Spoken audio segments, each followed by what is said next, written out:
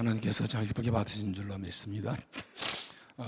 지난주 금요기도회 때 제가 안 나와서 혹시 궁금하셨나요? 궁금 안 하셨나요? 제가 휴가 때라도 금요기도회는 꼭 인도했는데 지난주에는 그러지 못했습니다. 이유는 성대가 좀 많이 상해서 그랬어요. 전교인 수련회 끝나고 월요일부터 갑자기 목이 가기 시작하는데 풀리지 않아서 금요일도 한번 좀 쉬어줘야 주의를 지키겠다 생각해서 고민하다가 부터 하고 졌는데 주일날 잘 이제 일부 끝나니까 또 목이 또 가더라고요. 지금도 시원찮습니다. 그래도 오늘도 고민 많이 하다가 하나 힘주시 하고 나왔는데 계속 잘 감당하도록 위해서 기도해 주시기 바랍니다. 기도하시겠습니다. 하나님, 은혜를 사모해서 이 밤에 좁에 달려 나왔습니다. 하나님, 은혜로만 살기에, 은혜로 살았기에, 은혜로 믿기에 좁에 나옴을 해주겠사오니 이 시간 우리에게 말씀하여 주시고 새 은혜를 부어 주시옵소서. 세상 흐름을 따라가지 않고 사람들을 따라가지 않고 하나님 마음을 하나님 뜻을 따라 주의 능력으로 살아가도록 이 밤도 말씀을 통해 역사하시고 성령으로 새롭게 하시고 새 은혜를 도하여 주옵소서. 그 사람의 간절한 소원과 기도의 법과 필요를 따라 약속 은혜를 부어하시고 하나님 홀로 영광을 받으시옵소서. 예수님 이름으로 기도하옵나이다. 아멘.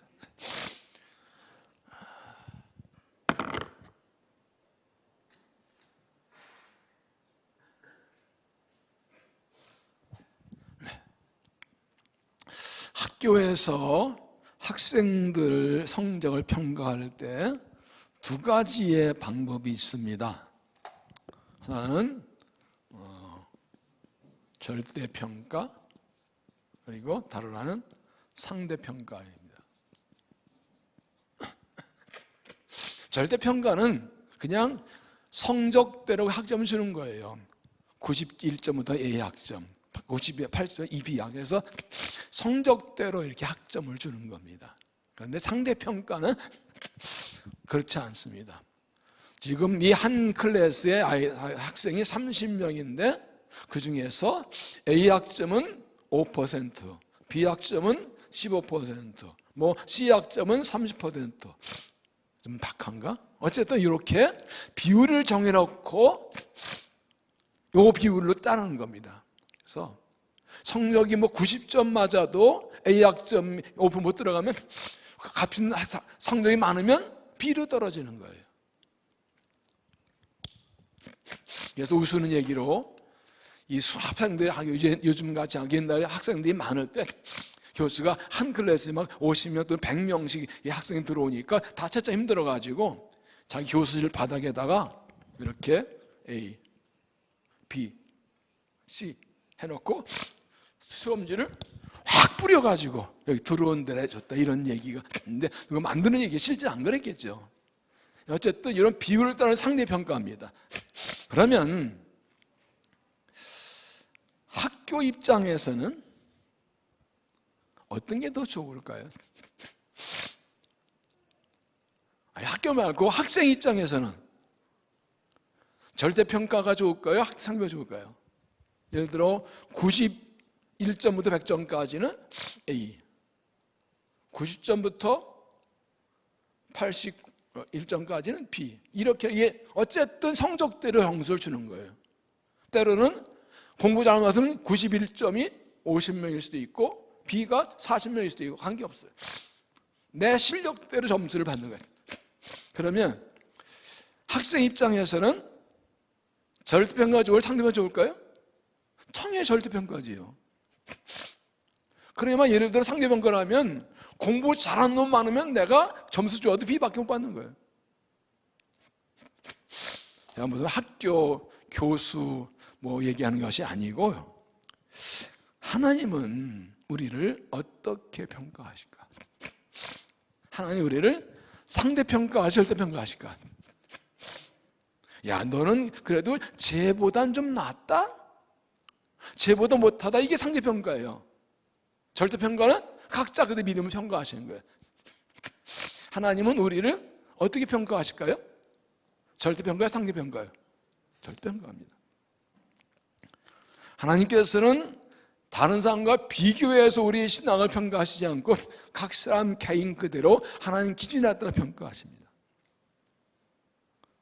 그럼 우리도 우리 자신을 사람의 기준이 아니라 하나님 기준으로, 세상 기준이 아니라 하나님 기준으로 자신을 보고 판단할 수 있어야 합니다. 그래서 성경은 사람에 대해서 평가할 때 이렇게 말합니다. 여호와 보시기에. 구약 성경에 여호와의 보시기에 이 말이 65회나 나옵니다.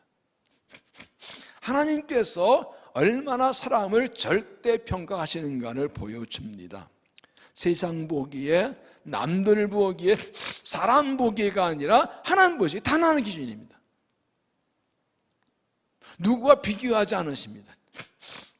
너 쟤보다 잘했다, 쟤보다 못했다 그러지 않고 단 하나님 기준으로 우리를 판단하십니다. 우리는 자꾸 남과 비교만이 하죠. 그래서 내가 저 사람보다 좀 낫지 않나, 내가 저 사람보다 믿음 좀 좋지 뭐, 안 그래? 이만하면 잘하는 거지. 세상 기준 보기엔 또 괜찮은 게 아니에요. 그러나 하나님은 단 한 분입니다. 여호와 보시기에. 하나님 기준이에요. 신명기 6장 17절에 보면 너희 하나님 여호와께서 너희에게 명하신 명령과 증거와 규례를 삼겨 지키며 여호와께서 보시기에 정직하고 선량하게 행하라. 여호와께서 보시기에 정직하고 선량하게 행하라. 그래야만 내가 벌받고 그 땅에 들어가서 여호와께서 모든 대적을 내 앞에서 쫓아내시겠다고 내 수상들이 맹세한 아름다운 땅을 차지하지. 하나님 보시기에 정직하게 행하면 그 땅 들어가서 약속 복을 받는다고 말씀합니다. 사무엘 10장 27절에 다윗이 우리아의 바스바를 범한 후에 이렇게 기도합니다. 다윗이 행한 그 일 여호와 보시기에 악하였더라. 그 당시에 왕이 사람을 죽이는 거 누가 뭐라 그래, 권력인데. 그러나 하나님 보시기에 악했다는 것입니다. 열왕기상 15장 5절에도 다윗을 만나 다윗이 햇 사람 우리아의 일 외에는 평생 여호와 보시기에 정직하게 행하고 자기의 명령하신 모든 일들을 어기나였다. 여호와 보시기에. 그렇다면 하나님께서 나를 보시면 내 믿음을, 내 삶을 어떻게 평가하실까요? 내 삶과 하나님 보시기 어떨까요? 내가 이만하면 잘 믿는다가 아니라 하나님께서 나를 잘 믿는다고 하실까? 내가 잘 믿었다고 생각해도 하나님이 아닌 겁니다. 사람들이 잘 믿는다, 못 믿는다 그래도 하나님 잘 믿는다면 잘 믿는 겁니다. 중요한 것은 나의 평가나 다른 평가가 아니라 하나님의 평가입니다. 하나님 보시기에 이걸 생각하며 살아야 됩니다. 오늘 본문에도 여호와 보시기에 말이 두 번이 나옵니다. 3절 아마시아가 여호와 보시기에 정직 행하였으나 그의 조상 다윗과는 같지 아니하였으며 1, 3절도 유다의 요아스의 아들 아마시아 제15년에 이스라엘 왕 요아스의 아들 여로보암이 사마리아에서 왕이 되어 40년을 다스렸으며 여호와 보시기에 악을 행하여 이스라엘 범죄하게 한 문화자들 여로보암의 죄에서 쫓아내셨다. 남유다 왕 아마시아와 북이스라엘의 여로보암 이세가를 하나님의 기준으로 판단하십니다. 여호와 보시기에 이랬으나 여호와 보시기에 이랬으며 이들은 하나님 어떤 삶을 살았나? 우리 이들의 삶에서 우리가 하나님 앞에서 어떤 삶을 살아야 될까? 하나님 뭘 원하시는가 함께 보겠습니다. 첫째로 하나님이 보시기에 모자람. 하나님 보시기에 모자랐다. 1절 일상 여호와의 아들 요아스 제2년에 유다의 왕 요아스의 아들 아마시아가 왕이 되니 그 왕이 된 때에 나이 25세라 예루살렘에서 29년간 다스리니라. 그의 어머니 이름은 여호와의 딸 예루살렘이더라. 북에서 요아스 왕 때에 아마시아가 유다 왕이 되어서 29년간 다스립니다. 나름대로 잘 믿으려고 애썼고 어느 인정하셨습니다. 그런데 온전하지 못했습니다. 하나님 부정을 많았습니다. 3절 다시 보면 아마시아가 여호와 보시기에 정직하게 행하였으 뭐라고 했어요? 나 했으니가 아니라 나. 그놈 점 하나가 문제. 행하였으니가 아니라 점 하나가 했으나 그의 조상 다윗과는 같지 아니하였으며 그 아버지 요아스가 행하되 행하였어도 행하였으니 했어도 오직 산당을 제거하지 아니하였으므로 백성 여전히 산당의 제사를 명하였더라. 그 여보시기 정직히 행했고 그 아버지와 다 행했다고 하시면서도 또 그도 하나님 뜻에 하려고 애썼습니다. 5절. 나라가 그의 손에 굳게 섬에 그의 부왕들 죽인 친목들 죽였으나 왕을 죽인 자의 자녀 죽이지 아니하였으니 옷을 율법적에 기록된 데 함이라. 곧 여호와께서 명령하여 이르시기를 자녀로 아버지면 아버지를 죽이지 못할 것이요 아버지면 자녀를 죽이지 못할 것이라. 오직 사람마다 자기의 죄로 말며 죽을 것이냐. 말씀대로 살려고 애썼습니다. 그 하나님께서 그 은혜 주셔서 그의 굳게 세워주셨고 에돔과 전쟁에 승리했고 에돔의 수도 셀라 대부분을 정복했습니다. 그는 셀라를 욕되이라고 불렸는데 이 뜻은 하나님의 정복했다는 것입니다. 하나님의 정복했다고 신앙고백에서 믿음이 좋은 사람이었습니다. 하나님의 은혜 승리했다 영광 돌린 사람이었습니다. 그러나 하나님 보시기에 부족한 점이 있었습니다. 아마시아가 여보시의 정직에 행하였으나 그 조상도 할간하지 아니하시며 그 아버지 요행한 대로 행하였어도 꼭 단서가 붙어요. 오직 산을 제가 하지 않았으므로 백성 여전히 산당의 제사를 드리며 하더라. 잘 믿는다고 애썼고 은혜였지만 하나님 보시기엔 뭔가 부족하고 모자랐다고.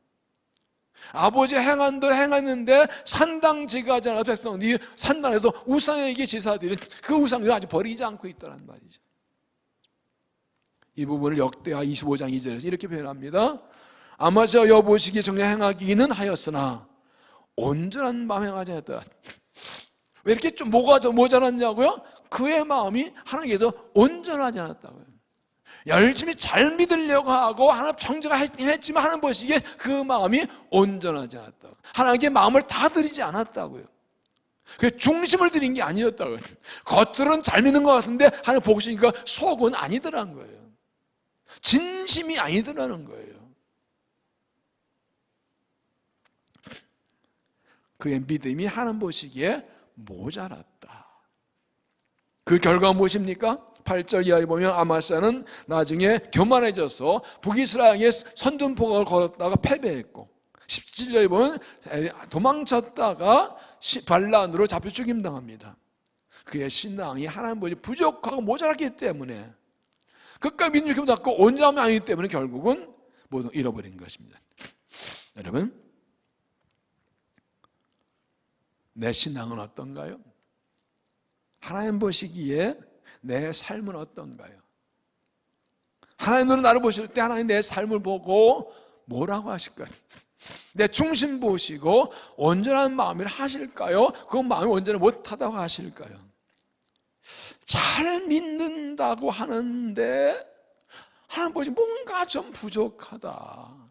열심히 한다고 하는데 좀 부족하다 그러실까요? 충분하다, 온전하다, 정말 잘 믿는다 그러실까요? 하나님 보시 부족하다면 난 뭐가 부족하고 뭐가 모자란 것일까요?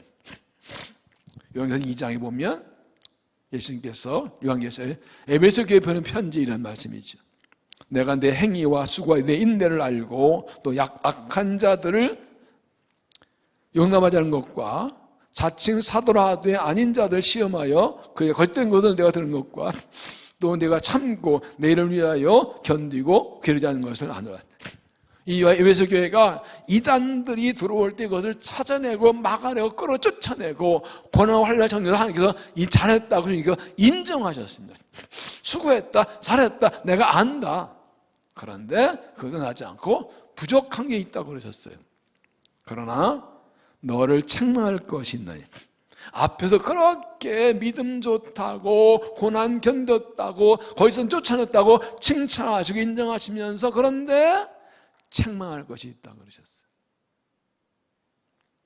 너의 처음 사랑을 버렸느냐.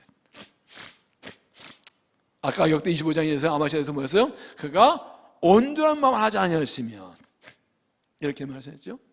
이 아마시아가 정녕 행하였으나 모자라고 부족하고 우상 숭배를 금하지 않았던 무엇 때문이라고요? 온전한 마음이 아니었다. 에베소 교회에 대해서 예수님께서 너희가 고난을 참고 인내하고 거짓한 자를 쫓아내고 믿음과 잘했는데 처음 사랑을 잊어버렸다. 처음 사랑을 버렸다. 마음이 달라졌다. 마음이 식었다 그 말이에요. 처음 사랑. 여러분 지금 처음 사랑을 잘 간직하고 계십니다. 주님께서 그래 너는 나를 만난 그 처음 사랑이 변하지 않고 그 온전한 마음으로 나를 믿고 있다고 인정하시고, 아니면 너 처음 사랑 버렸네 하실 거예요. 내가 처음 예수 만났을 때 얼마나 기쁘고 감사했나. 내가 구원받았다니. 마르틴 루터는 친구가 길 가다가 친구 옆에서 벼락을 목축 보고 놀래가지고 구원의 확신이 없어져가지고 대학을 중단하고 수도원에 들어갑니다. 수도원 규칙보다 2배로 고행해도 평안이 없고 확신이 없습니다. 성배들의 성당은 무릎을 기울여 고행을 자처합니다. 피가 흐르고. 그런데 갑자기 오직 의인은 믿음으로 인해 살리라 그 말씀이 머리를 탁 쳐 할렐루야, 이거구나, 믿음이지 행위 아니고 일어나서 그 성당대를 뛰어오면서 말합니다. 내가 구원받았다, 내가 구원받았다. 이게 얼마나 감사한 일인가. 그 구원의 감사한 격이 지금도 살아있는지. 환난이 있고 고난이 있고 정말 믿음과 주님을 할 때만 어려움이 있고 힘들 때가 있고 포기 없을 때고 유혹이 있을 때도 그래도 주님 때문에 하고 첫사랑을 가지고 나가고 있는가. 처음 세례받았을 때, 처음 직분받았을 때, 안수받을 때 그 기쁨 감사, 정말 순수한 마음으로 살았던 그 첫사랑, 그 안수받을 때 그 첫사랑 지금 그대로 가지고 살고 있는가. 말씀하시는 이께서 내가 고난을 참고 어려움 참고 이단을 물리치고 믿음을 잘했는데 내가 보니까 내세에 처음 사랑이 없어. 그러진 않으실까. 기도할 때 주님 사랑합니다, 그런 고백이 정말 중심으로 나오는가. 주님 뭐라고 하시나요? 그러므로 어디서 떨어졌는지를 생각하고 회개하여 처음 행위를 가지라. 어디서 무엇 때문에 처음 사랑을 식었는지, 처음 사랑이 식었는지 찾아내고 회개하고 처음 사랑을, 내 처음 행위로서, 사랑은 행동이거든요. 사랑을 회복해야 믿음의 행위가 회복된다는 것이죠. 사랑 식어진 채로 껍데기가 아니라 진심의 사랑으로 주를 섬기는 그 믿음을 회복하라는 것이죠. 거래하지 아니하면, 회개하지 아니하면 내가 내게 가서 내 촛대를 넘기려. 촛대는 하나님의 주님 임재와 통행이죠. 내가 너를 떠나게 해서 버리겠다는 뜻이죠. 참 세상이 혼란합니다. 교계도 혼란합니다. 껍데기면 가짜면 썩은 믿음들이 참 많습니다. 한국뿐 아니라 세계 교회가 보면 가짜 진짜가 막 섞여 있고 껍데기가 섞여 있고 진짜 믿음 맞나 하는 것들이 참 많아요. 교회가 비난받고 공격받고 그래서 욕먹고 하는 이런 시대, 왜 하나님께서는 자기 백성들이 고난받고 비난받는 거를 허락하실까? 하나님 교회 욕먹고 하나님 그냥 보고 계실까? 하나님께서 진짜와 가짜를 골라내시면 됩니다. 껍데기, 쪽정이 알고 골라내시면 됩니다. 오늘 아침에 예레미야 25장에서 보면 하나님의 집에서부터 심판하라고 그러죠. 에스겔 3장 보면 하나님의 심판이 성소에서부터 시작된다고 그랬어요. 안 믿는 사람, 어쩌면 안 믿는 사람들이 멸망한 거고 믿는 자 중에 가짜 믿음을 찾아내신다. 무서운 말씀이에요. 세상에 이미 심판 받았어요. 주님 오시면 다 지옥 갈 것들이에요. 근데 하나님의 교회 성전에 가짜를 찾아내신다고요. 그 이마에 표 한 자만 빼고 그랬어요. 에스겔 3장에 이마에 표 씌는 사람은 누구예요? 죄를 슬퍼하고 회개하는 사람이라고 했어요. 그들은 심판을 피하고 죄를 회개할 줄 모르는 사람들은 다 하나님의 심판을 마감한다. 핵심이 뭐라고요? 처음 사랑, 온전한 믿음, 온전한 마음. 두렵게 떨린 마음 하나님 앞에서, 하나님 앞에 내 자신을 드러놓고 하나님 기준 나를 보세요. 내가 보기만 하면 잘했다는 거 아니에요. 남을 보기 시작하면 잘 믿는다가 아니에요. 하나님 보시기에 어떤 거 솔직하게 나 주 앞에 세우고 하나님 보시기에 중심으로 진심으로 나를 섬긴다라고 인정받고 최선을 우리가 완전할 수 없어요. 그러나 중요하신 건 뭐예요? 중심으로 정욕과 최선을 다하는 것이. 내가 진심으로 나를 사랑하느냐, 최선을 다하느냐.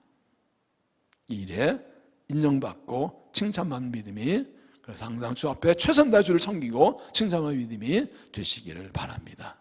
두 번째는 좀 반대입니다. 하나님 앞에 보시기에 지나침. 하나님 보시기에 지나침. 8절 아마시아가 예후의 손자 여호아스의 아들 이스라엘 왕 요아스에게 사자를 보내 이르되 오라 우리가 서로 대면하자 하니라. 세 번역은 그때 아마시아가 예후의 손자 여호아스 아들인 이스라엘 왕 여호아스 왕에게 전령을 보내어 서로 직접 만나 힘을 겨뤄보자고 제안하였다.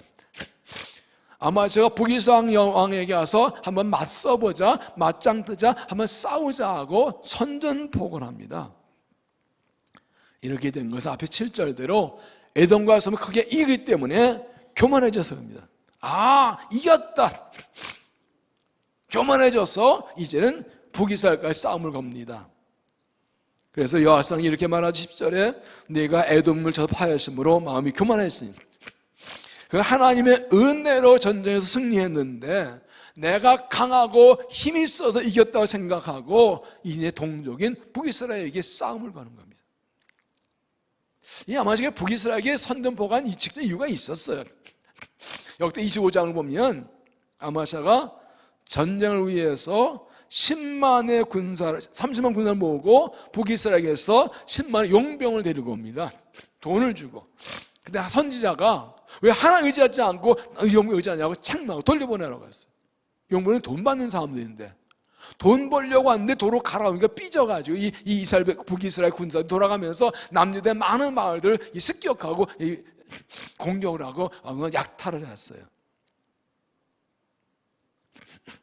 이스라엘 용병 10만을 의지하지 않고도 하는 대로 에돔 싸움을 승리했거든요. 이젠 저것들 치자고 까불지만 너희들이 우리나라 우리 국민들 약탈하고 갔어? 한번 붙어. 그렇게 한 것입니다. 네, 생각해 보세요. 물론 이스라엘 용모 10만이 돌아가면서 너희들 약탈하는 거 잘못한 거예요. 그러나 누가 이걸 제공했어요?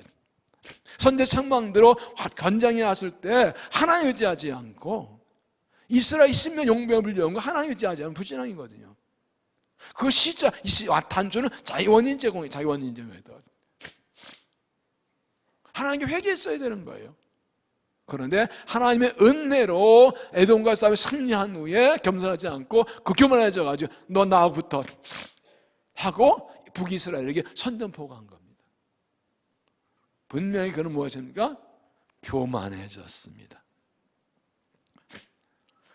처음부터 아마시아가 하나님을 전 의지하고 북이스라엘에 용병 안 불러서 이런 일이 없었을 건데 그가 불신앙 이런 일을 한 거거든요. 그래서 북이스라엘 왕이 이렇게 말합니다. 9절 이스라엘 왕 요아스가 유다의 왕 아마시아에게 사람 보내 이르되 레보는 가시나무가 레호보암 백성에게 전가를 보내어 이르기를 내 딸을 내 아들에게 주은 아내를 함께라 하였더니 레반의 승리 지나가다가 그 사람을 발견하느니라 네가 에돔을 쳐서 파하였으므로 마음이 교만하였으니 스스로 영광을 삼아 안건의 집으로 돌아가라 어찌하여 화를 자체에 너와 유다가 함께 망하지 않냐. 내가 에돔과 싸우기 위해서 교만하는데 여기서 멈추지 않으면 같이 망한다고 경고한 겁니다. 아마시아 듣지 않았고 결국 북이스라엘과 맞서 싸우게 되었고 이스라엘 왕이 와서 아마시아를 잡고 성벽 허물고 그리고 성전의 기물까지 다 뺏어가는 큰 패배를 당합니다. 그가 교만해져서 절제하지 못하고 지나쳤기 때문에 결국은 망합니다. 이 일로 반역이 일어나서 그는 죽습니다. 19절 이 사람에서 무리가 그를 반역한 고로 그가 라기스로 도망하였더니 반역한 무리가 사람을 라기스로 따라보내 그를 얻어 죽이게 하고 그 시체를 말에 실어다 이 사람에서 그래서 함께 다윗을 장사하냐. 하나의 은혜로 얻은 걸 싸워서 이겼을 때 거기서 멈췄으면 좋았을 텐데 교만해져서 북이스라엘과 싸우려고 선전포고했다. 하나님 함께 기뻐하지만 패배하고 결국은 왕위를 받기 반역으로 죽기까지 했습니다. 만약 그가 은혜 입었을 때 이건 내 힘의 하나 은혜라고 겸손하고 교만하지 않았더라면 그를 받았다면 그는 은혜를 살 것인데 은혜 입었을 때 교만해져서 무리하다가 패배하고 죽임당한 겁니다. 여러분 과유불급이란 말이죠. 넘치는 것은 믿지 못한 것 같다. 지나침은 믿지 못한 것 같다. 차라리 부족한 게 낫다는 뜻이죠. 정도가 지나치면 도리어 안 한 건 못하다는 뜻. 그래서 지난 것보다는 모자란 게 낫다고 말합니다. 여기 뭐 연세가 드신 분들은 알지 모르겠지만 옛날에 이 어머니가 시집갈 딸을 위해서 이 예절을 가르칠 때 그렇게 했다 그래. 시부모님 상을 들고 갈 때 음식을 할 때 국그릇에 8부만 담아라. 8부면 80%만. 국그릇에 국을 담을 때 찰랑찰랑 놨지 말고 80%만 담아라. 왜 그럴까요? 상도가 흔들리면 다 쏟아지니까. 꽉 채운다고 좋은 게 아니라 넘친다고. 우리 교회 카페에서 카페 라떼를 제가 시켜 먹으면 테이크아웃이 아니라 자냐면 넘치게 주는데 반대로 놀래요. 이렇게 꽉 채우냐고. 발로 밟아주나? 근데 멀리 안 가니까 안 쏟아요. 그런데 이것이 상을 들고 부엌에서 안방으로 간다 생각해 보세요. 쏟아져요. 80번 담는 것이 이게 지혜예요. 과유불급이라고 해요. 지나침은 모자라면 못해. 조금 모자란 게 나아요. 그래서 저 사람은 오버한다 이런 말을 하죠. 잘 나갈 때 신나가지고 오버하다가 많은 경우가 많아요. 그래서 절제할 줄 알고 브레이크를 밟을 줄 아는 게 중요합니다. 운전 잘하는 게 뭐예요? 시동 걸고 악셀 밟아서 앞으로 잘 나가는 운전 아니에요? 브레이크를 잘 밟을 줄 아는 게 운전 잘하는 거예요. 서야 할 때 설 줄 아는 게 사는 거예요. 서야 할 때 안 서면 어떻게 돼요? 사고 나요. 제가 오늘날 새벽에 나오는데 저기 아침에 앞에 나오면 사거리가 있는데 그 앞에 있는 차가 빨간불인데 그냥 획 자연적으로 가더라고요. 왜 저래? 아무리 새벽에도. 저는 성상대 신호도로 나왔는데 얼마인가 화계사 사거리 보니까 사고 났어. 거기도 지나가다 부딪힌 거예요. 거기도 신호무시 지나가다 당한 거예요. 브레이크를 밟을 때 밟지 않은 게 그 운전 잘하는 거거든요. 달릴 때 확 달리고 설 땐 설 줄 아는 게 그게 잘하는 거거든요. 인생도 신앙도 마찬가지입니다. 일이 잘 될 때 지나치게 행동하다가 일을 그르치는 경우, 사업이 잘 될 때, 길이 열릴 때, 일이 잘 될 때 그냥 뭐라 그래 요즘에 물 들어올 때 노전되나 막 하다 보면 그게 넘치는 것이 많죠. 그런데 10장 10절 이렇게 말씀합니다. 그런즉 선줄로 생각하는 자는 넘어질까 조심하라. 앞에 1절부터 쭉 이스라엘이 하는 게 원망하다가 불평하다 이 망한 길 쭉 말하면서 말합니다. 너희도 조심하라. 이것이 너희들의 거울이 되고 이해가 되는 거다 하면서 말합니다. 선줄로 생자는 넘어질까 조심하라. 이 말은 내가 잘 믿는 거지 뭐. 이 말은 기도하는 거지. 이 말은 하고 자만한 순간 넘어진다. 항상 이만하면 잘 믿지, 이만하면 믿음 좋은 거지, 이만하면 잘 섬기는 거지 라고 생각할 때 그때 넘어진다는 것입니다. 항상 부족함을 깨닫고 겸손해야하는 것입니다. 지나침이 없어야 돼요. 인생 살다 보면 또 얼마 되면 그런 사람도 있어요. 오버하는 사람들 많아요. 일이 하나는 잘 되거든요. 장사 잘 되거든요. 하나는 잘 되거든요. 인정받고 높임 받거든요. 그러다 보니 이제 하나 그냥 하다가 오버해서 이 분수를 지나치다가 사람들 하나 버림받는 경우가 참 많아요. 그래서 고린도서 12장에는 내 분수를 알고 분량에 맞게 행동하는 말씀하죠. 자기 분수를 아는 게 굉장히 중요해요. 마귀는 거꾸로 분수를 넘어서라고 지나치라고 말합니다. 네가 잘하는 거야. 네가 최고야. 네가 다 먹어라. 네가 다 먹자. 올라갈 때 다 해. 네가 다 휘둘러. 네 맘대로 다 해. 그래서 오버하게 지나치게 만들어요. 그게 죄를 짓게 만드는 거예요. 전 휘둘 말을 제가 자주 인용하지요. 마귀 우리를 조금씩 높이다가 한꺼번에 떨어진다. 조금씩 높여서 꼭대기 올라가면 때 확 밀어버린다. 2층 올라갈 때 한 계단씩 올라가잖아요. 그 밀 때는 한꺼번에 떨어져요. 이게 마귀의 전략이에요. 깨닫고 뭐야, 내 은혜로 하는 거지, 내가 뭐 잘났다 하고 자기를 철저히 낮출 줄 알아야 돼. 지나치지 않아야 살. 지나치면 망하는 지름길이에요. 다음 10년 18절이죠. 교만은 패망의 선봉이요 거만한 마음은 넘어짐의 앞잡이니라. 하나님은 겸손을 하시고 마귀는 교만하라고 그래요. 이걸 모르는 사람들은 어떤 자리에 올라갔을 때, 일이 잘 될 때, 사업이 잘 될 때, 누가 인정 높일 때 그냥 마구 달리다가 그렇게 안 밟다가 사고 나는 거예요.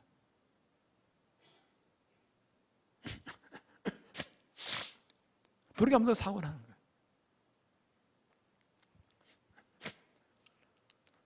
오늘도 저에게도 여러분에게도 지나치란 유혹이 들어옵니다.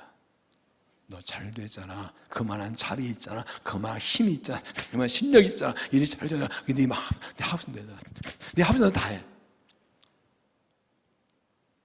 거기 넘어가는 겁니다. 내가 잘 서 있다 생각해도 인간은 연약한 존재인 것을 깨닫고 언제 넘어지려고 생각하고 초심하고 지나치지 않아야 합니다. 그래서 성령의 9가지 열매가 있지요. 이렇게 금액이 나오신 분들은 이 정도는 다 외우시죠? 눈 감고 해볼까요? 눈 감고. 성령 열매가 뭐예요? 바로 나온다. 야, 뭐예요? 사랑, 희락, 화평, 또요. 오래 참음, 자비, 양선, 또요. 온유, 또요. 또요. 마지막 뭐예요? 절제. 제가 외우기 어려워 셋이 끊어졌지만 잘 보세요. 이 성령의 열매 시작이 뭐예요? 끝은요? 이게 굉장히 중요해요. 사랑하기 때문에 절제하는 거예요. 지나치지 않아요. 사랑이 있어도 절제해야 열매가 돼요.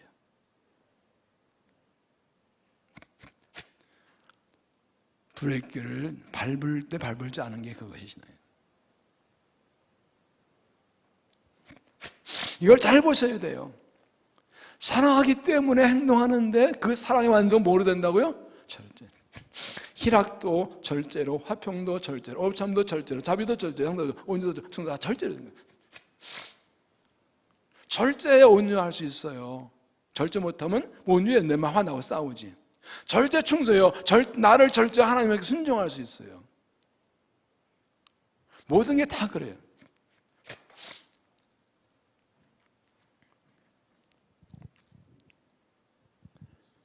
성령 충만은 사랑으로 시작해서 절제로 끝납니다. 신앙의 완성도, 인생의 인격 완성도 절제입니다.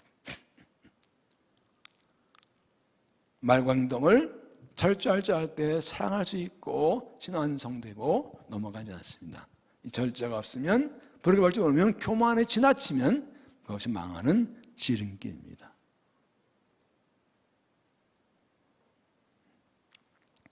내 삶을 한번 돌아보십시오.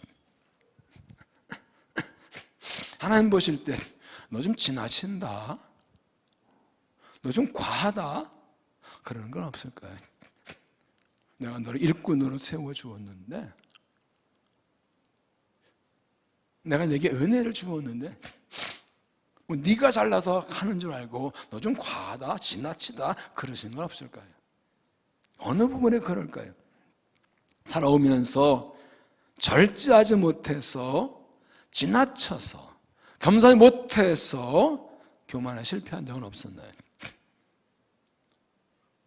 하나님께서 보실 때 그래, 너는 은혜 받은 대로 지나치지 않고 겸손할 줄 안다, 절제한다 안 그러실까요? 은혜를 산 너는 교만하다, 지나치다 그러실까요? 아마샤가 하나님 보시기에 정죄에 행하였지만 부족한 게 있는데도 하나님 은혜 주셔서 에돔을 싸움 이기게 하셨는데 그게 자기 의리인 줄 알고 이스라엘에게 선전포고했다. 이상하게 교만한 말을 듣는 본문치 않았다가 망한 모습 보면 어떤 교훈을 받습니까?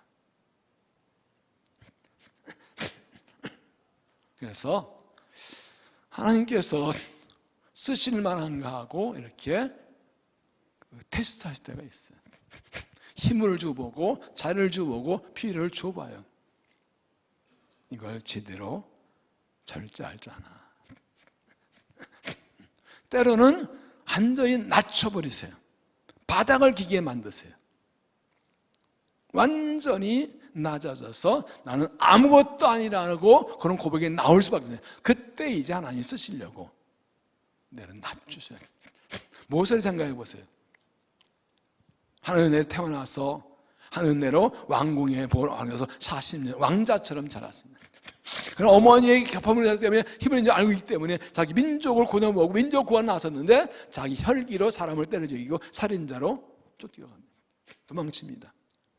광야에 미디안에 40년을 나이 80이 됩니다. 하나님께서 호레산에 떨기로 만나시고 보내실 때 뭐라 그래요? 나는 못 갑니다. 자기였습니다. 말 못합니다. 4번이나 거절합니다. 그래서 가이씨 놀래서 가고 알아붙여 주시죠. 왜? 이 미디안 광야 40년이 참 중요하죠. 하나님의 은혜로 사는데 불구하고 자기 교만, 자기 열정, 자기 의지, 자기 감정, 자기 혈기를 살다가 실패한 사람. 쓰셔야 되겠는데 저래간 못 써. 건드리면 또 화내고 또 싸우고 달려들걸. 또 저 사람들 달려들걸. 에고 왜 앙자니까 입는 거죠. 아니거든요. 완전히 바닥을 기게 만든 40년이. 나는 아무것도 할 수 없다고 하나님이 부르셔도 못 간다 할 정도로 완전히 바닥에 자기가 완전 없어진 거예요. 그때 하나님께서 내가 너와 함께하리라 그러고 보내신.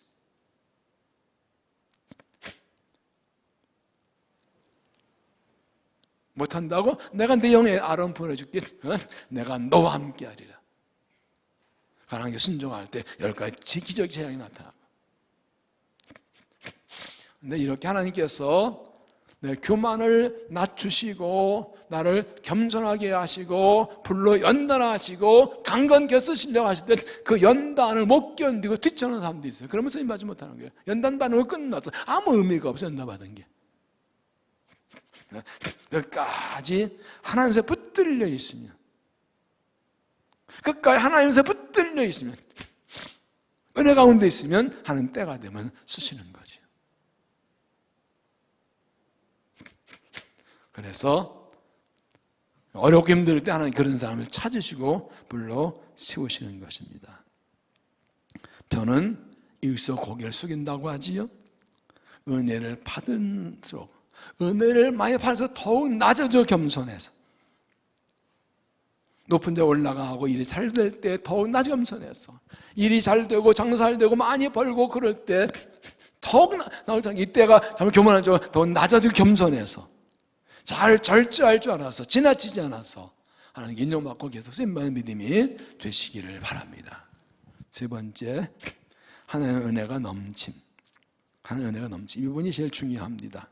23절, 유다왕 요아스의 아들 아마자 제15년에 이스라엘 왕 요아스의 아들 여로보암이 사마리아에서 왕이 되어 41년 다스렸으며 여보시가 악을 행하여 이스라엘에게 범죄한 느밧의 아들 여로보암의 모든 죄를 떠나냐였다. 요아스 죽고 아들 요아스가 여로보암 되었는데 하나님께 보기에 지금 악한 왕이었습니다. 그런데 그 다음에 놀라운 말씀이 나와요. 25절, 이스라엘의 하나님 여호와께서 그의 종 가드의 헤벨 야미떼 아들 선지자 요나를 통하신 말씀과 같이 여호와를 보미 이스라엘 영토를 회복하되 하나님께서부터 아라비아가 하셨지. 하나님께서 이 악한 여로보암에게 은혜 주셔서 다윗 솔로몬 때 왕 영토 회복하게 해주세요. 아니, 앞에 이스라엘에서는 악한 왕이라고 그랬어요. 그런데 25절에서는 약속하신 대로 영토 회복해 주셨대요. 앞뒤가 안 맞잖아요. 그 이유가 두 가지 나옵니다. 하나는 하나님 그들을 불쌍히 하셨다. 26절, 이는 여호와께서 이스라엘의 고난이 심하여 맨자도 없고 노인자도 없고 이스라엘 도울 자도 없음을 보셨고, 세 번역은 주님께서는 이스라엘의 고난이 너무 심하여 매인 사람은 자유로운 사람이나 할 것 없이 한 사람도 남아있지 않아 이스라엘을 돕는 사람은 아무도 없는 것을 보셨다. 이 여러분 때가 아무 선자 때인데 아주 죄악이 악해서 하나님 심판을 받고 당할 때입니다. 많은 고난을 받고 있는데 도울 자가 없는 하나님께서 뭐야? 저렇게 고난당하는데 도울 자가 없네. 그래 맞아 싸다 이거다는 것이 아니라 도울 자가 없는 보셨기 때문에 이렇게 하셨다는 거예요. 뭐예요? 내 백성이 고난당하네 하고 도울 자가 없나 하고 불쌍히 여기셔서 그들을 구원해 주셨다는 거예요. 할렐루야. 이게 흐름이 이해가 안 가요. 악한 왕인데 하나님의 악한 왕이고 이 여러분의 죄를 떠나지 않은 왕인데 불구하고 선자의 말씀하신 듯 영도 회복시켜 주셨다. 이유는 그들이 고난이 심하고 도울 자가 없어서 내가 도와줘야 되겠네.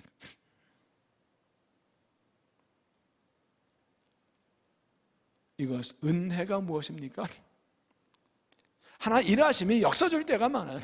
저런 사람 내 복 받을 만하지가 아니라 저런 사람인데 복을 주신다고? 저런 사람은 은혜를 받는 은혜 주신다고?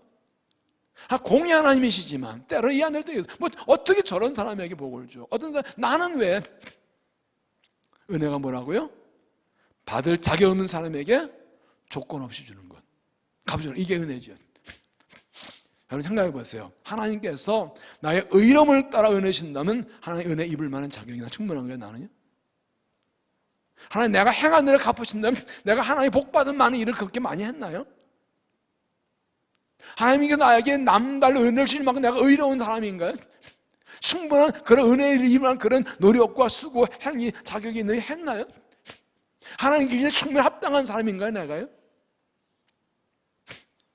그런데 놀랍게도 이스라엘이 하나님께 이렇게 죄를 짓고 악을 행함에도 불구하고 그들을 불쌍히 여기셨어요. 그래도 내 백성인데, 그래도 내 백성인데, 그래도 내 자식인데. 할렐루야. 이게 우리가 사는 길이에요. 이게 지금 우리가 살아있는 길. 하나님께 우리의 죄를 따지신다면, 우리의 죄를 따 바로 벌하신다면 우리는 벌써 다 망했죠. 하나님께서 죄를 지어도 회개하기 위해서 기다리시고 참아주시고 부르시게 해주시고, 그렇게 우리의 죄악 그리 때문에 고난당할 때 하나님께서 불쌍히 여셔가지고 아이고 저것들이 고난당하는데 도와주는 없네 하고 내가 도와주지 않고 은혜를 베풀어 주시는 거예요. 그리고 우리가 살고 있는 거예요. 신앙은 뭐라고요? 은혜를 깨닫는 거예요. 뭐 하나님 도와준 게 뭐가 있어? 내가 한 거지 무슨 뭐 내가 열심히 노력해서 한 거지 뭐. 만약에 하나님이 손을 떼시면 난 오늘 망해요. 민수기 21장 보면 이스라엘이 하나님께 원망했다가 불뱀이 들어와서 죽어서 물어 죽은 경이 있었죠. 하나님께서 모세의 길을 들으시고 노뱀을 장대달라 살아났죠. 근데 불뱀이 어디서 왔어요? 신명기 8장 보면 광야는 불뱀과 전갈이 가득한 곳이라고 했어요.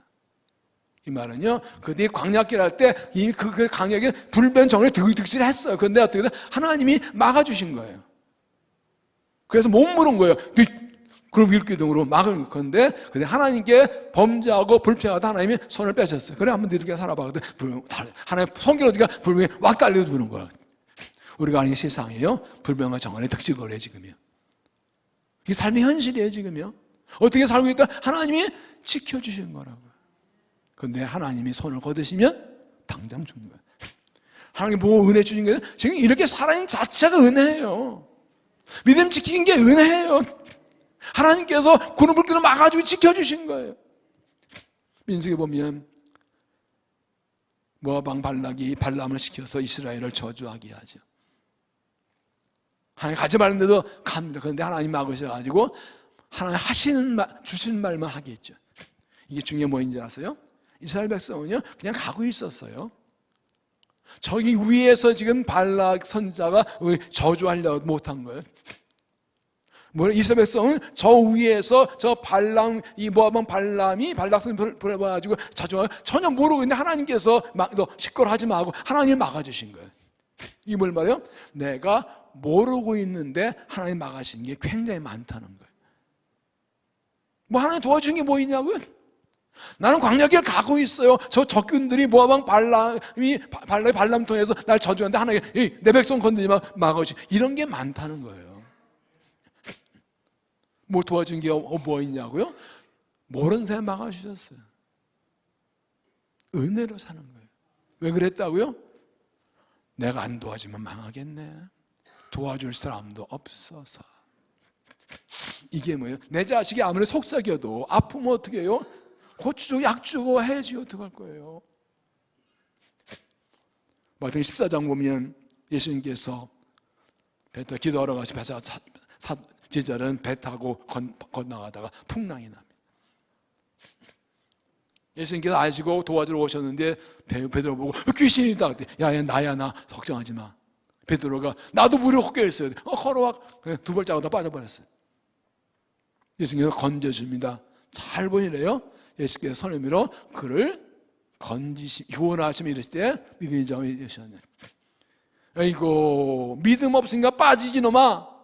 야단치면 빠져 죽어요. 그러니까 일단 건져놓고 야단친 거예요. 이게 은혜예요.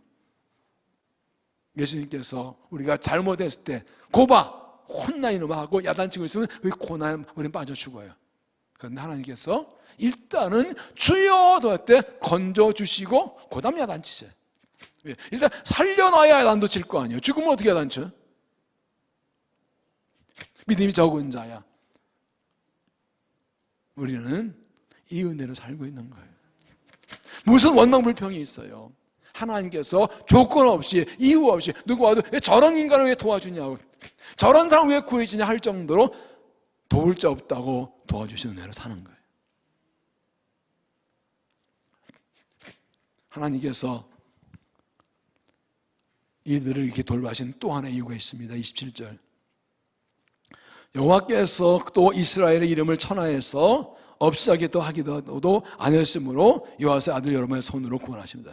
세 번역은 주님께서 이스라엘 이름을 하나라에서 말씀하시지 않았기 때문에 여호와의 아들 여러분 시켜서 그들 구원했다. 하나님께서 이스라엘 범죄하면 징계하고 혼내긴 하시지만 내가 그들을 버리겠다 한 적 없다. 내가 언제 버린다고 그랬어? 내 백성이니까 도와줘야지. 아무리 이스라엘 하나님께 범죄하고 죄를 지어서 야단치고 책망하고 벌하고 심판하셔도 그들을 완전히 버리겠다 한 적 없다. 뭐 저런 거 도와줘요. 왜 내 백성인데? 어떻게 해요? 내가 언제 버린다고 그랬어? 나 그런 말 한 적 없어. 난 저들이 죄를 짓는다 버린다고 한 적 없어. 야단친다고 그랬어. 요즘 이레미야서의 말씀에 이런 게 중요한 게 있죠. 이레미야는 백성들에게 하나님 말씀 들어라, 방에서 막 항복하고 잡혀가라. 다른 선지자들은 이 어떻게 나라 매국노 같지만 항복하라 그래. 하나님 도와줄 거야. 그런데 잘 보세요. 이미 말씀하셨죠. 너희가 70년이 차면 다시 돌아오리라. 하나님 그들을 징계와 나라를 망하게도 버린 게 아니라 다시 만들어 새롭게 하신다는 약속이었지 버린다 안 그러셨어요. 이 말씀드려요. 북이스라엘 그렇게 죄를 짓고 했어도 내가 그들을 버린다고 그런 적 없어. 그러니까 힘들 때 도와주는 거예요. 어려울 때 도와주는 거야. 부모가 이놈의 새끼 너 내 아들은 허적 파져요? 안 파져요? 팔 수 없어요. 이미 정해진 부모자 관계는 누구도 바꿀 수 없어요. 대통령도 안 돼요. 그건 정해진 거예요. 마찬가지에서 내가 너희는 내 백성, 내 아들, 내 딸이다. 너희가 죄를 지고 불의하고 성멸할 때 내가 야단치고 혼내고 심판하지만 난 그렇다고 완전히 버린다고 하는 적은 없어. 저는 이 부분이요 얼마나 되는지 몰라요. 할렐루야. 하나님 우리를 결코 버리지 않았어요. 우리가 아무리 죄를 하나님 보시기 정말 말도 안 되는 하나 했을 하나님께서 야단치고 책망하고 혼내긴 하시지만 버리진 않으셔요. 버리실 수 없어. 왜요? 하나님 우리 아버지, 우리 하나님 아들, 딸이에요. 그렇다고 또 안 버린다고 마음대로 했다고 혼은 뒤게 나요? 까불다고 혼 뒤게 나요? 여기다 터져, 머리 동계 다리 부러져요? 그러나 버리진 않아요. 이 사랑 알면 함부로 살 수 없죠. 나 같은 죄인을 사랑 구원하시고 이렇게 죄를 더 버리지 않으시고 내가 어려울 때는 그 죄인을 도우시는 그 은혜를 받았다면 어떻게 함부로 살아요? 어떻게 내 마음대로 교만하게 살아요? 어떻게 하나님 섬기지 않고 살아요? 어떻게? 그 은혜 받았는데. 이 말 읽으면서 이상하기도 하고 감사하기도 하고 그래요. 여호와께서 또 이스라엘 이름을 천하에서 없이 하겠다고도 아니하셨으므로 주님께서 이스라엘 이름을 하늘에 지워버렸다고 말씀하시지 않았기 때문에. 와, 여러분 이 말씀만 묵상하며 기도해 보세요. 이 사랑이 얼마나 큰지. 하나님이 버릴 작정하시면 우리 다 버림받았죠. 얼마나 죄를 많이 하나님 마음 아프게 했는데, 은혜 받은데 모르고 하나님 아프게 살았는데, 내 멋대로 살았는데 버려도 벌써 버렸죠. 어떻게 너 같은 게 내 자식이냐, 너 내 백성이냐, 벌써 버림받았죠. 그러나 하나님께서 아무래도 나는 너를 버린다고 한 적이 없어. 마귀가 와서 하나님 저런 인간을 어떻게 하나님 아들 딸을 하나님 아니라고 어떻게 안 버렸대? 왜? 뭐 저런 것도 하나님께서 왜? 난 아무리 그래도 야단치기 하지만 나 쟤 버린다고 한 적 없어. 내 책에 이름을 지운다고 한 적이 없어. 여전히 내 책에 내 아들 딸 이름이 적혀 있어. 이거 못 지워? 안 지워? 나 지운다 한 적 안 지워. 아무 그래도 여전히 내 아들 내 딸이야. 내 백성이야. 그 힘들 때 도와줘야지. 고난 당할 때 힘 도와줘야지.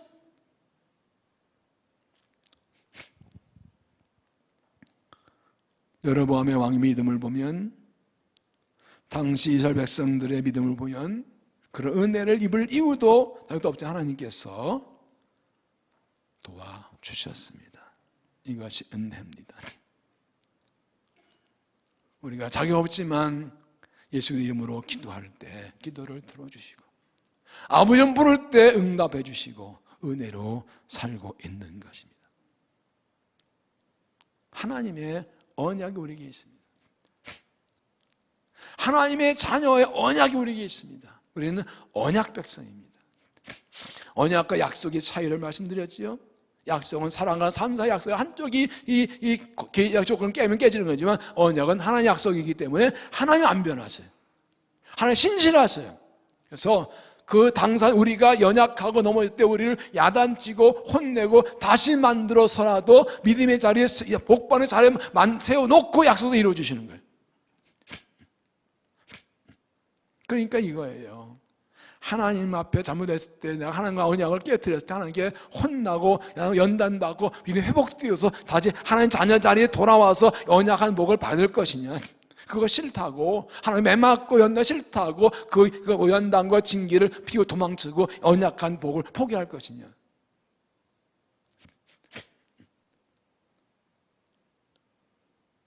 우리가 하나님께 나와서 뻔뻔스럽게 은총 구하는 이유가 여기 있어요. 그래서 누가 신앙은 뻔뻔합니다.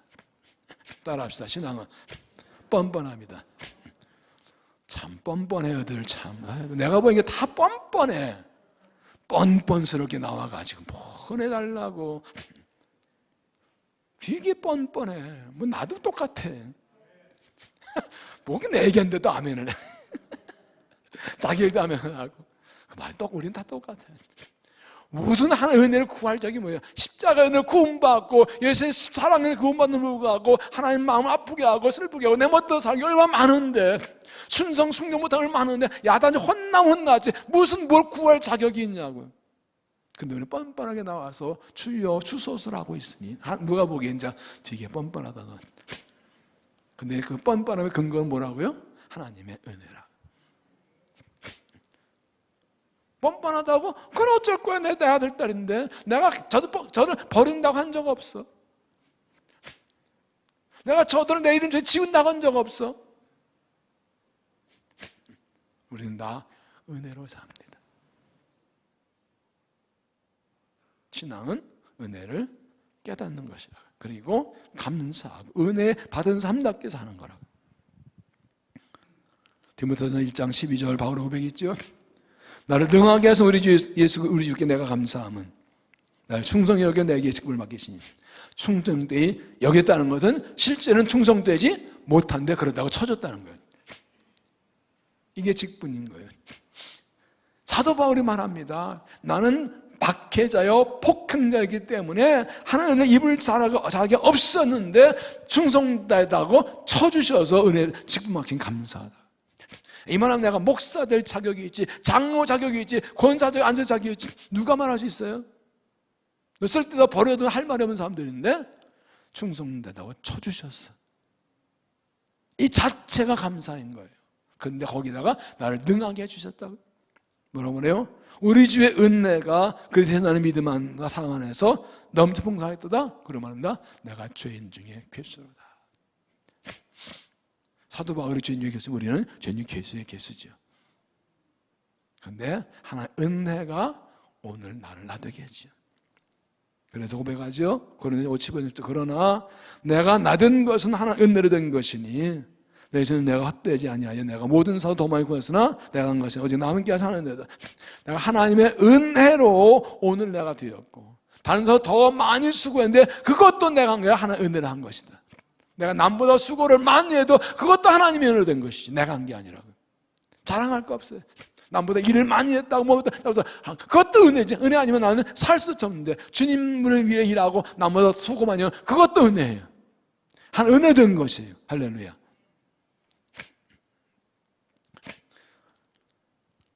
그러니까 하나님 보시기에 모자라지 않으려면 은혜를 깨닫고 감사할 줄 알아야 돼요. 하나님 보시기에 지나치지 않으려면 은혜를 깨닫고 감사해야 돼요. 겸손한 것이죠. 하나님의 은혜로 사는 깨닫고 진심으로 감사함으로 하나님의 친정만 인정받는 믿음이 되시기를 바랍니다. 3절 다시 보면 아말살 여호와 보시기에 정쟁하였으나 이스라엘 왕 요아스 아들 여로보암이 사무엘 왕이 되어 40년을 다스렸으며 여호자를 행하여 하나님은 하나님 보시기에로 판단받습니다.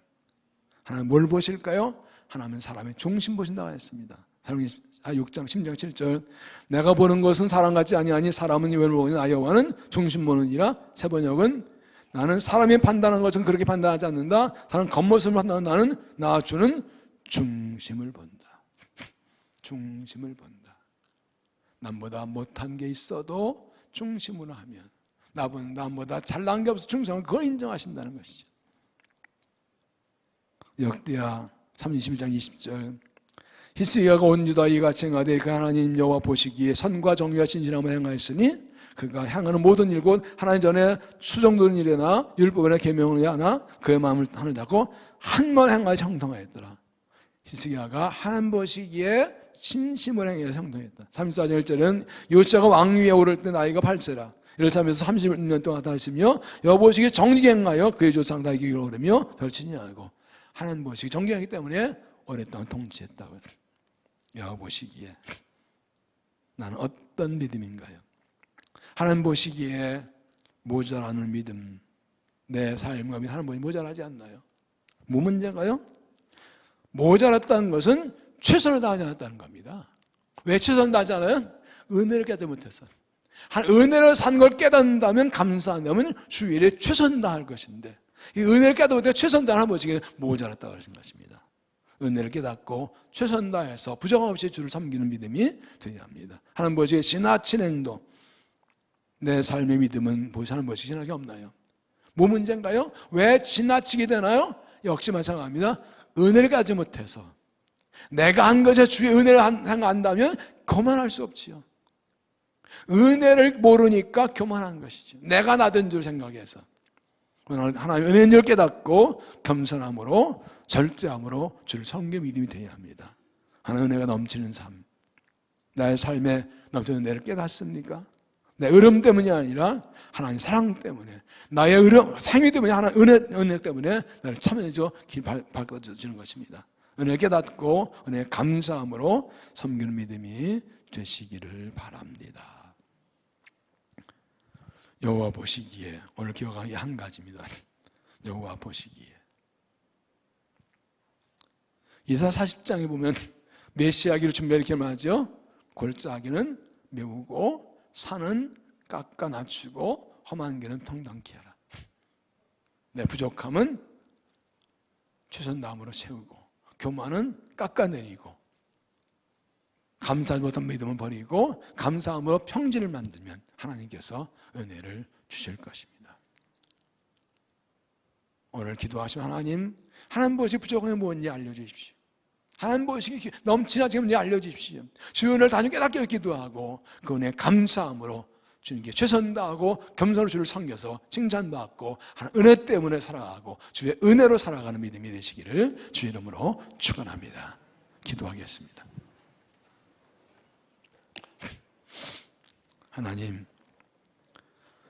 하나님의 은혜로 사는 사람임을 다시 깨닫게 하심을 감사합니다. 하나님 은혜로 사는데 최선 다하지 않은 부족한 우리 모습 드러내보게 하시고 은혜에 감사함으로 보잘함이 없이 힘을 다해 주를 섬기는 믿음이 되게 하여 주옵소서. 하나님 은혜로 사는데 교만하고 지나친 것을 고백합니다. 용서하시고 겸손함으로 주를 섬기며 절제함으로 주를 섬기는 믿음이 되게 하여 주시옵소서. 은혜가 넘침을 깨닫게 하시고 하나님 은혜로만 삶을 깨닫게 하셔서 은혜 감사함으로 주를 기쁘시게 하고 은혜 받는 삶을, 은혜 넘치는 삶을, 은혜 갚는 삶을 살아가도록 은혜를 더하여 주옵소서. 이 밤에 말씀을 찬양할 때 성령 보시고 마음이 뜨거워지고 영이 새로워져서 주의 은혜 붙들고 주를 향해 달려가도록 은총을 더하여 주시옵소서. 예수님 이름으로 기도하옵나이다.